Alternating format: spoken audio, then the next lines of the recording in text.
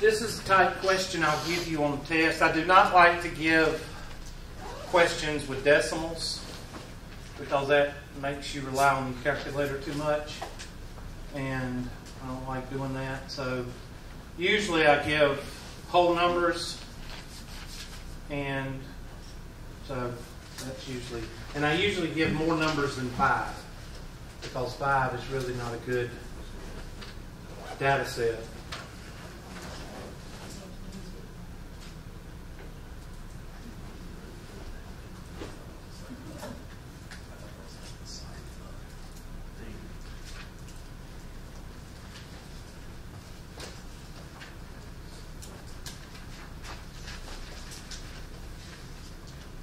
Give y'all a few more minutes to work on that.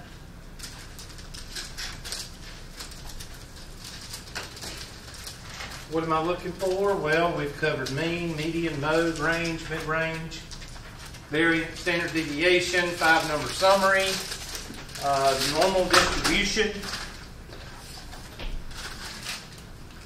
the box plot. We've covered all of that.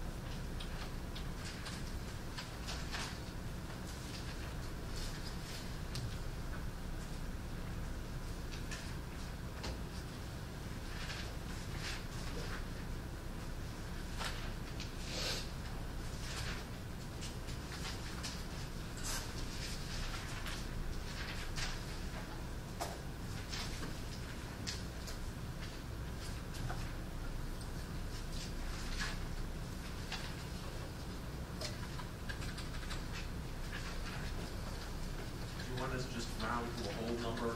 That's fine if you want to. I don't really care about the rounding. Y'all do that on the test and the homework. All I care about is you know how to do it.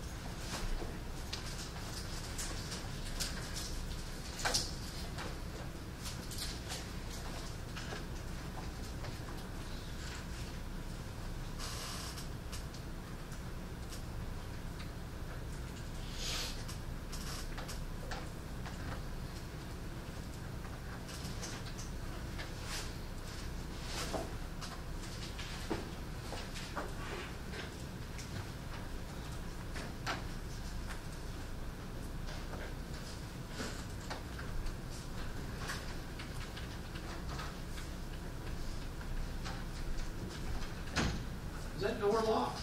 Yes. I'm sorry, I didn't lock it. I'm not one of those teachers.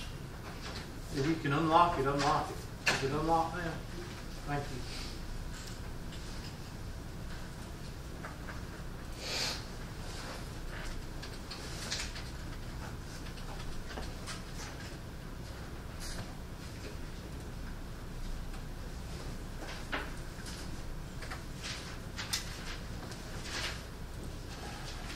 I'll give you this much. The median's 51.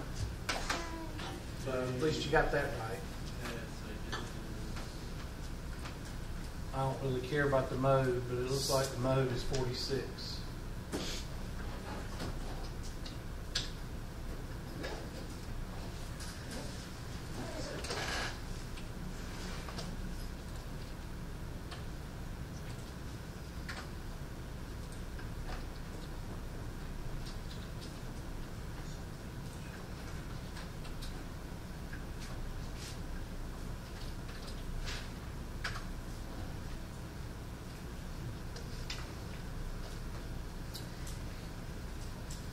All right, there's some of the easy parts. The median, of course, is the middle.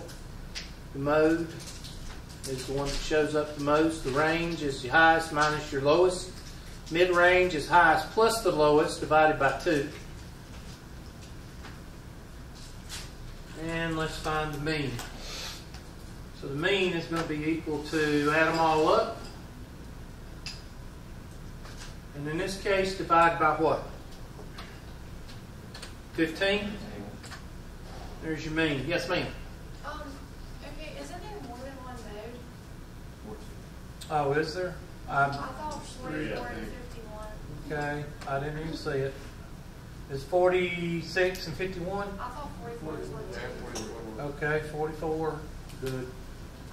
I really don't care about it, but yes, you're right. 46, 44. That means there's 2. 46 and 51. Can it have more? Well, I think I've covered that in your notes. What is it called if it has 2 modes? Bimodal. What is it called if it had 3 modes? Trimodal. Anything over 3 is polymodal. Try to say that 5 times fast. Like Floodruckers 5 times fast. All right. So take. Don't say that loud. 51.8. We're going to subtract that from each one of the x's. That's x minus what? X bar. So 43 minus 51.8. If you do use Excel on the test or in your homework, make sure you lock, L-O-C-K, the mean. How do you do that? You hit F4. Now why do you have to lock it? Because when you copy down, it's going to copy down this number, and then when you copy down to this number, this cell is going to pull 51.8 or 51. It's going to pull 51. The third cell is going to pull these 3 numbers. So if you're going to pull down and you're going to use one number to divide by, you have to lock that number. And that's what F4, Foxtrot 4, that's what F4 does. It locks it if you use it. And copy that down. Now what are we going to do to x minus x bar?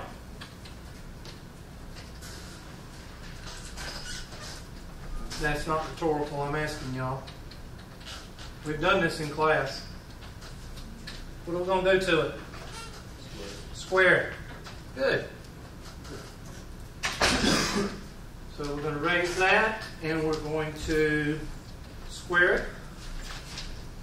And copy down.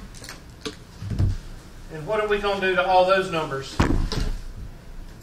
What? Add them. And that gives you that number. And that is your numerator. Yes, sir.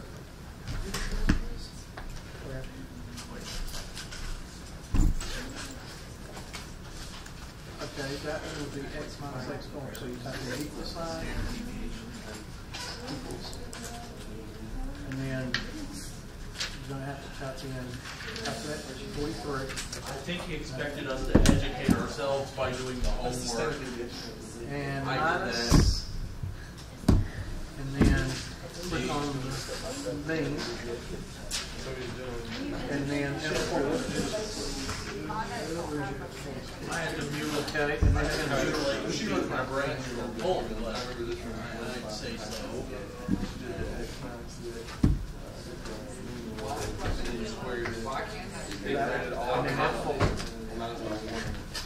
I'll try, and then copy down. And then copy down. Just click on it and put your little cursor there. Hold your left key down and pull down. Okay? Just work with it. Okay, now.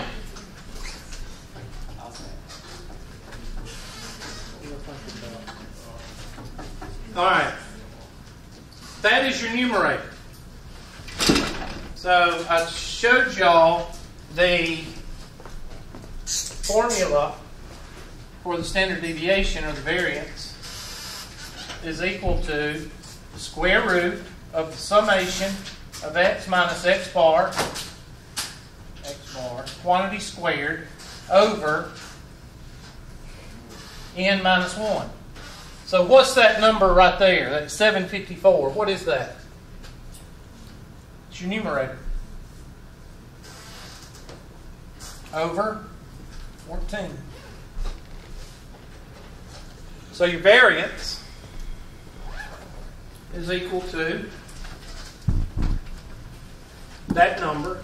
I'm sorry, square root is the standard deviation. Sorry. There. And the square root of the variance is standard deviation.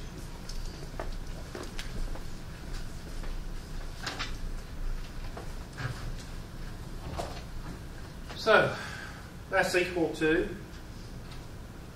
this number divided by parentheses, or 14. That's that number. Oh, yeah. What'd you say, Jonathan? I was confused why you put 14 for a second, but then I remember you have to like minus 1 from it. Good. You're still going to fail. And then take the square root of what? That number. 0.5. And that is your standard deviation. Question. Now, of course, you do not have to use the Excel spreadsheet. You do not have to use the Excel spreadsheet. I'm just using it because it keeps everything organized for y'all to see.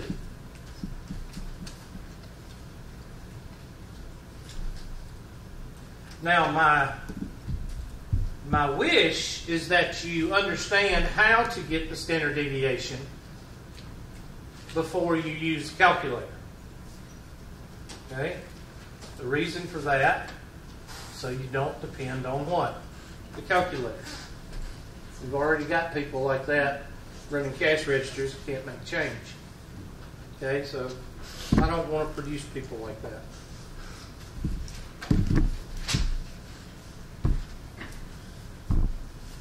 Now, do your normal distribution. There's your normal distribution. Let me, hold on a second.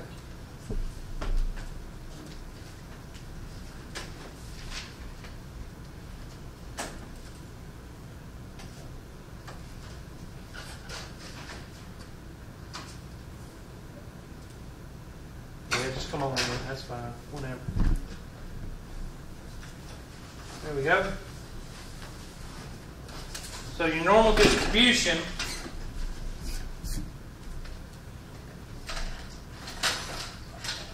people put things up. I just don't understand it.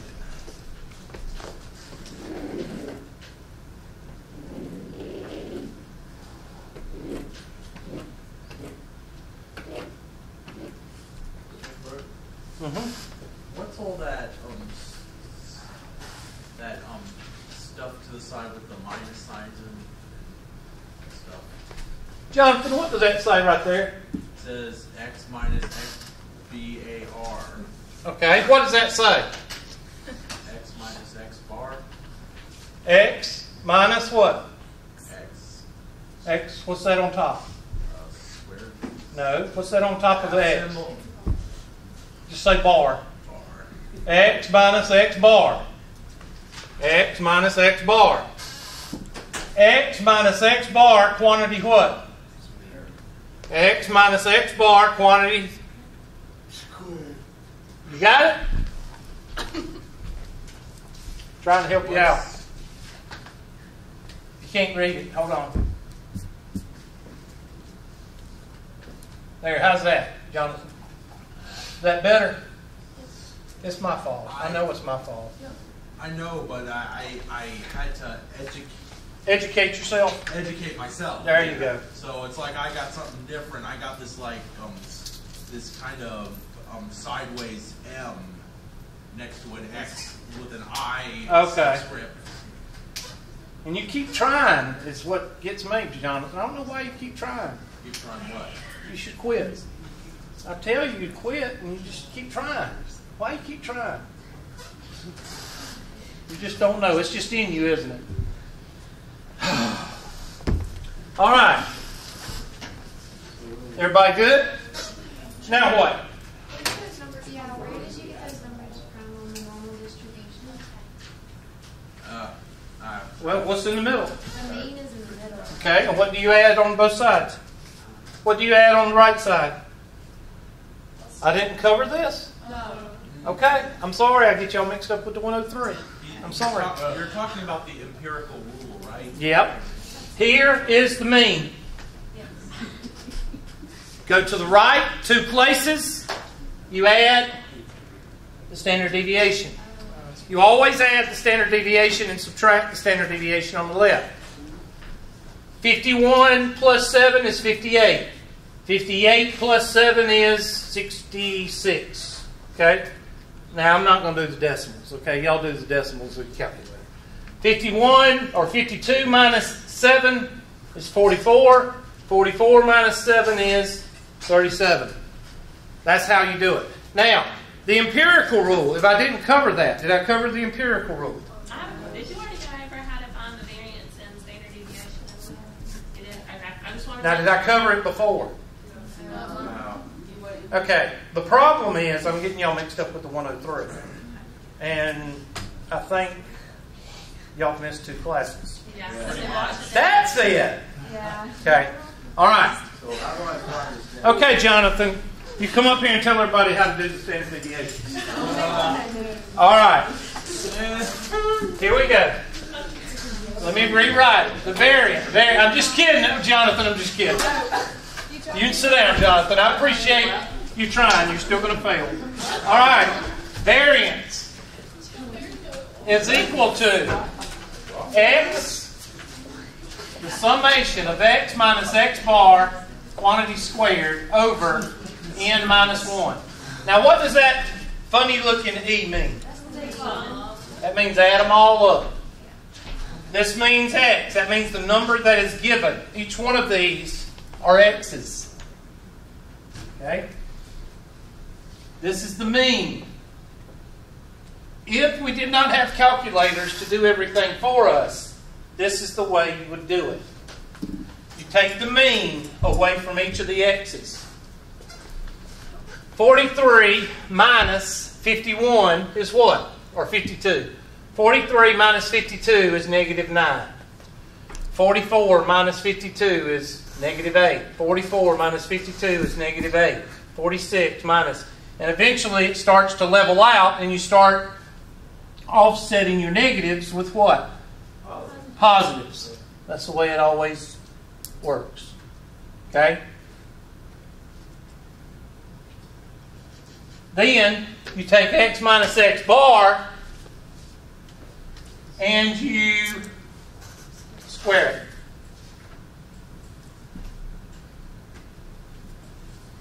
Now, what does that do to all your numbers? makes them all what? Positive. And then you take that number and you add it up, and that is the numerator. So that would be 754.4 over 14. And that is your variance. How important is the variance? Not very. It's not very important. It is in your second semester of statistics, but we don't teach 220. We don't teach it anymore, so we don't care about the variance. So what does our variance come out to be? 53.89? Okay, everybody knows what the variance is now. Sorry. Ms. Kubu, you should have fixed this. I didn't want to say anything because I didn't want to know if I didn't do anything. No, listen. If I have skipped something, I will be the first to fix it. I'm sorry. I had y'all mixed up with the 103. The 103 class, if you've had my 120 before, or 103 before, you know that this is the same material. It's exactly the same. That's why I tell students to take 103. If you have me, take 103 and 120 with me at the same time. Therefore, you do the same thing. Unit 1 and Unit 2 is the same. The other teachers don't do it that way, but I do. Now, the standard deviation is equal to the square root of the what? The variance, which is the square root of 54, which, I got it, I could figure it.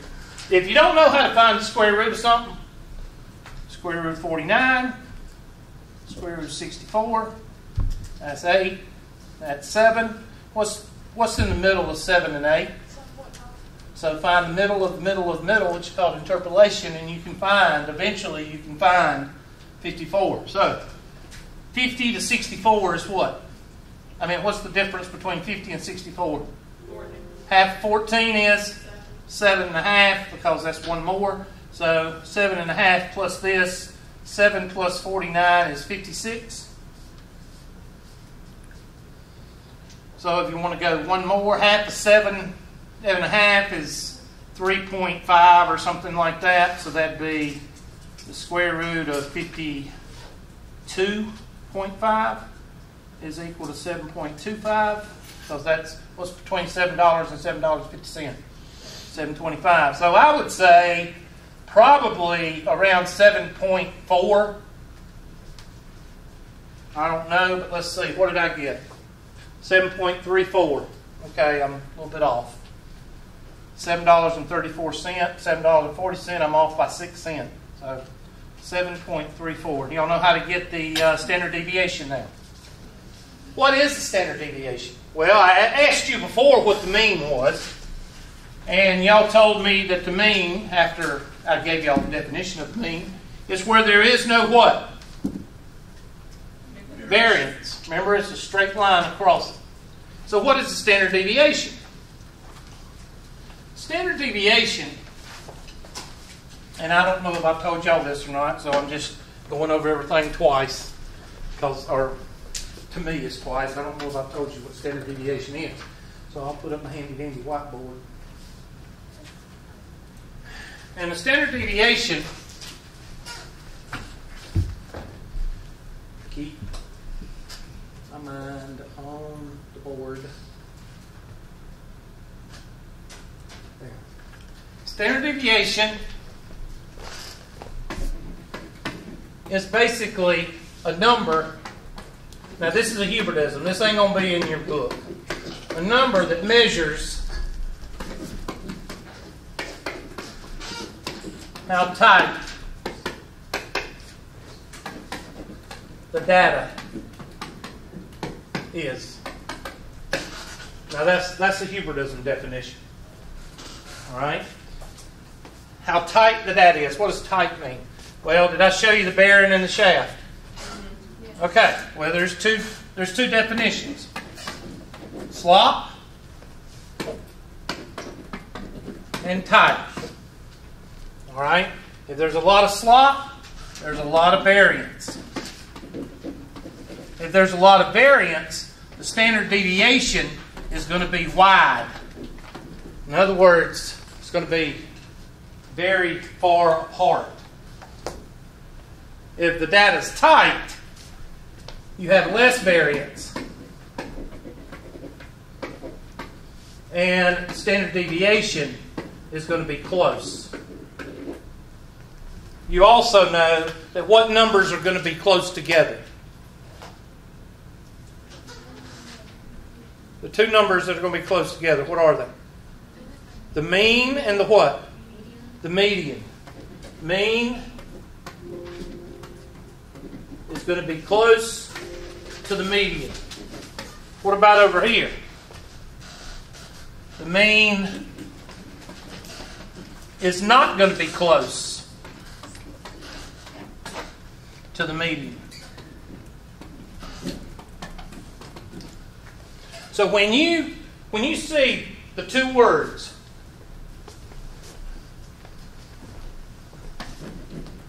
mean and standard deviation in a question, what should you draw? You should draw the bell curve.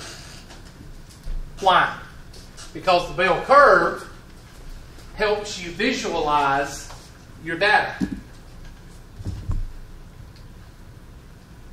Now, hold on, I'm trying to get back to. There we go. All right. Right now, what can you tell me about our data? It's tight. Why is it tight? Because 52 versus 51. Now, what if it wasn't tight? Then your mean would be 52 and your median would be 75. Be out of wampus. Out of wampus means what? Out of balance. Doesn't work. Doesn't jihad. Doesn't agree. If you got a mean that's 52 and a variance, a median is 51, 50, 52, 53, 54, anywhere in that area, then your data is pretty what? Pretty tight. Meaning no outliers.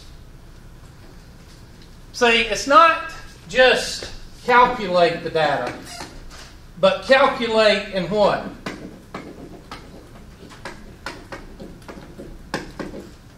You ever been in a math class? I know you have because y'all are out of high school. You ever been in a high school math class and have no clue what's going on when you get out of it? You've never been that way? You've always understood. Algebra 1. Huh? Been that way in Algebra 1. I used to not know how to do substitution. Yeah. Y'all want to know where my biggest...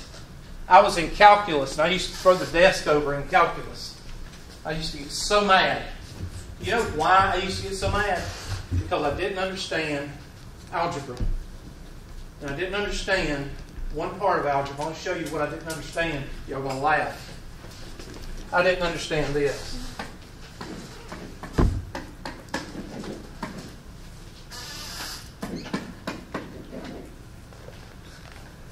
Now you try to do first semester calculus and not understand the distributive law. I used to get so frustrated. But that was an example of me going through algebra and not understanding, being able to do algebra, being able to make an A or B or C, but not understanding what I was doing. A lot of students take probability and statistics, and they can give you the mean, and they can give you the standard deviation, they can give you everything about it. But can they tell you what it means? No. So, let's look at the empirical rule. Did I cover it with y'all? Yes or no? Okay. Empirical rule. Okay, Ms. Kubu, you are in charge of the class as far as what I cover and don't cover, all right? I'm putting you in charge. You need to tell your daddy that I'm putting you in charge. All right.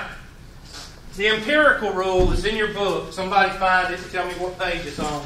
But it should be a graph like this, and it should have 34% here, 34% here, 2.5 here, or something like 2.5. 2.35. Yeah, whatever. What page is that on? I don't remember. I Well, Jonathan, you're not helping me out. 138. Huh? 138. Page 138. Thank you, Jonathan. Page 138.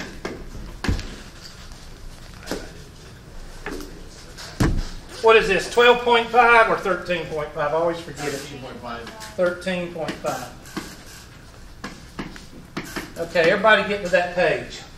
Now, if you don't have z-scores, or you don't know how to calculate z-scores, or you don't know how to read a table or whatever, this is what you revert to. In other words, no calculator, just rule of thumb.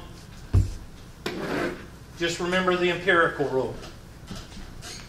This is pretty much empty. Think of a gas tank. Which way do we read? We read from left to right. Masalama, if you read from right to left, it means go in peace. All right, Middle East. Dang old Middle East. This is a quarter of a tank. What is this? Half a tank. What is this? And this is full. Now, the reason I want you to read it like this is because this halfway mark, 50% is on this side, 50% is on this side. And that's how you read the empirical rule. Now, you need standard deviation. So in our last problem, what was the mean? 52? What was it? 51.8. 52. And what was our standard deviation? 8? Okay, so this would be 60, and this would be 68. 52 minus 8 is what? 44? I don't have any idea. You've got to tell me. And 44 minus 8 is 36. So, now, the part that you need to get from the empirical rule is this part right here. 95% of the population will always fall between how many standard deviations? 2. And that is called, as my daughter would say, of course she's a senior now, but back when she was learning how to talk, she called it normal. And what does normal mean? Normal. Okay? 95% of the population is going to fall in the normality within 2 standard deviations. 95%. That is a test question in some way, some form. Okay? So what is outside of normality? Well, what's the opposite of normal? Somebody goes, unnormal? No, not unnormal. That's not a word. Abnormal, yeah, but thinking of more of an un. Let's call this usual.